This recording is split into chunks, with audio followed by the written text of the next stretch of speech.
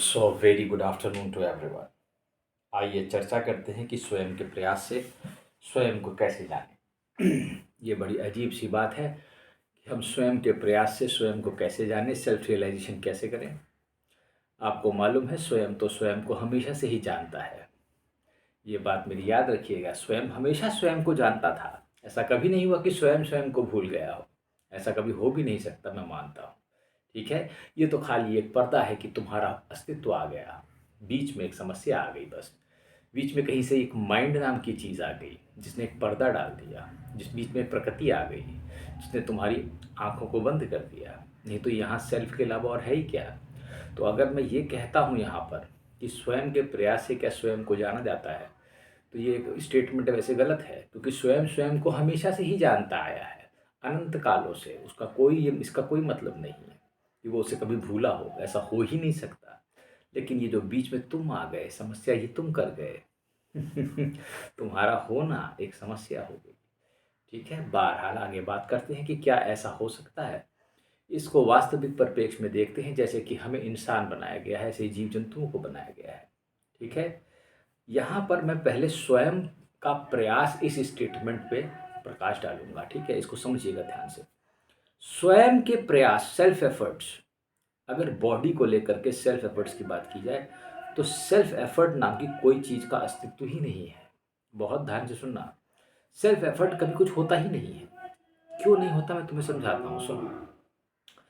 मान लो सचिन तेंदुलकर एक क्रिकेटर है, विराट कोहली क्रिकेटर है, मैं क्रिकेट समझाता हूँ, धोनी क्रिकेटर है।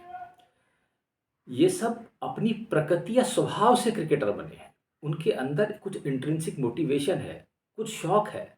कुछ लोगों को क्रिकेट नहीं पसंद है, कुछ क्या करोड़ों लोगों को विश्व में नहीं, अरबों लोगों को क्रिकेट नहीं पसंद होगा। लेकिन कुछ अरबों लोगों को पसंद है देखना, और कुछ लोगों को खेलना पसंद है। ये स्वभाव की बात है, स्वभाव प्रकृतिजन्य है।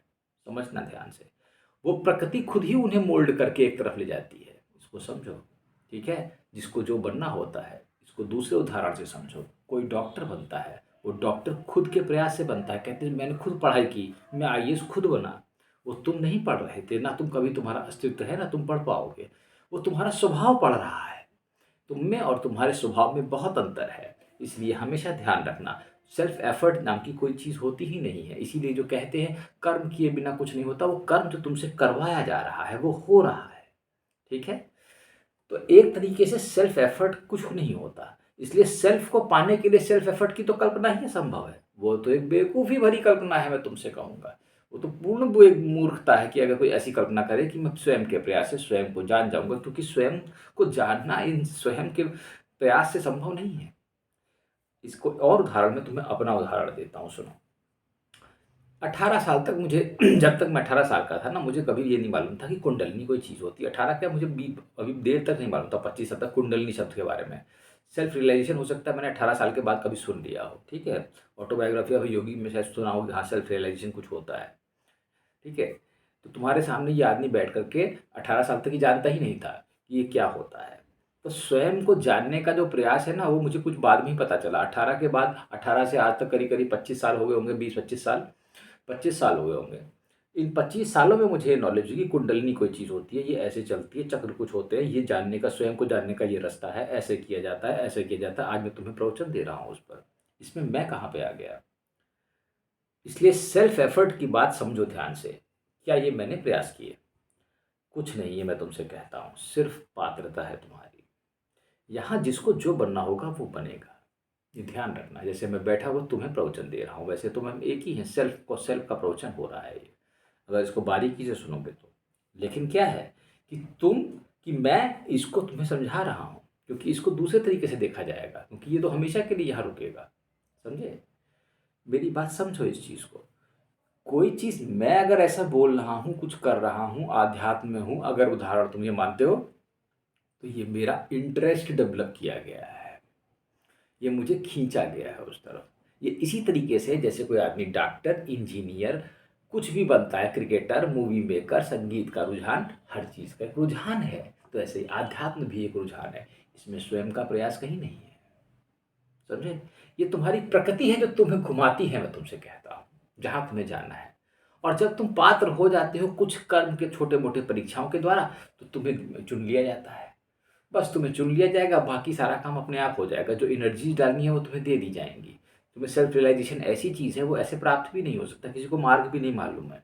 ठीक है, तो क्या है, वो एनर्जीज तुम्हें दे दी जाएंगी। मेरी बात समझो, तुम्हें खींच ले गई।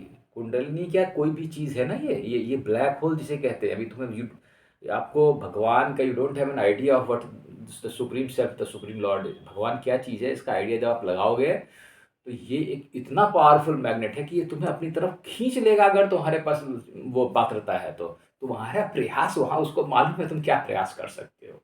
इसका एक अच्छा उदाहरण है कि युक्तेश्वर गिरी जी से योगानंद एक दिन युक्तेश्वर गिरी जी योगानंद से कहते हैं, आश्रम में बैठे, तुम ध्यान लगा रहे हो, मैं जानता हूँ तुम कितना ध्यान लगा रहे हो, क्योंकि वो सबको ऊपर मालूम है कि तुम क्या अपने प्रयास से प्राप्त कर सकते हो, कि तुम्हारा मन क्या सोच रहा होगा, तुम्हारा मन कितना दूर तक जा सकता है, कितना चंचल है। इसको जब अर्जुन भी यही कहता है, कितना चंचल मन है, इसे स्थिर कैसे करो, और बिना स्थिरता के तो स्वयं को जाना ही नहीं जा सकता।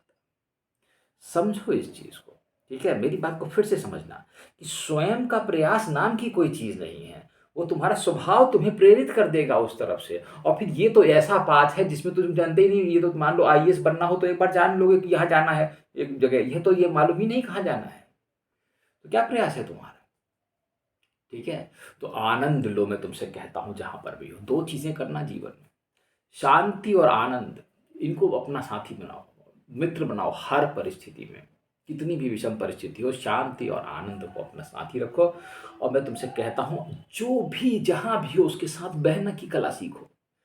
तुम्हारा स्वभाव तुम्हें बाहर ले जाए। माइंड जितने अवरोध उत्पन्न करे उसको छोड़ो, होगा ये अच्छा नहीं, इसे ये सब हटा के उसी में बह जाओ, तुम पा लोगे। मैं तुमसे कहता हूँ, स्वयं की एफर्ट तो कुछ नहीं, ये नैया ही पार हो जाएगी। ये भवसागर स्वयं को जानोगे, और स्वयं को जानने का रहस्य भी यही है कि जहाँ हो वहाँ के हो जाओ।